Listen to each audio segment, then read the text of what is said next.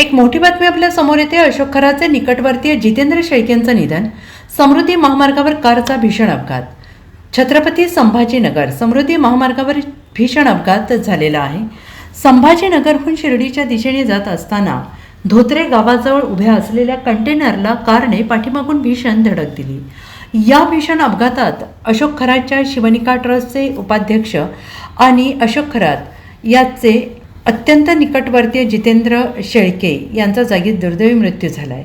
ते संभाजीनगरहून शिर्डीला जात असताना समृद्धी महामार्गावर त्यांच्या कारचा अपघात झाल्याची माहिती आहे. मिळालेल्या माहितीनुसार शेळके आपल्या कुटुंबासह कारने प्रवास करत होते. धोत्रे गावाजवळ रस्त्याच्या कडेला उभ्या असलेल्या एका कंटेनरचा अंदाज न आल्याने त्यांची कार थेट कंटेनरच्या मागील भागात घुसली. ही धडक एवढी भीषण होती की कारचा चक्काचूर झाला असून जितेंद्र शेळके यांचा जागीच मृत्यू झाला आहे. या अपघातात जितेंद्र शेळके यांचा मुलगा आणि पत्नी गंभीर जखमी झाले आहेत. अपघातानंतर मुलाला तातडीनं उपचारासाठी जवळच्या रुग्णालयात दाखल करण्यात आलेलं आहे. मात्र त्यांची पत्नी बराच वेळ कारमध्ये अडकलेली होती. त्यांना बाहेर काढण्याचे शर्थीचे प्रयत्न प्रशासनाकडून सुरू होते.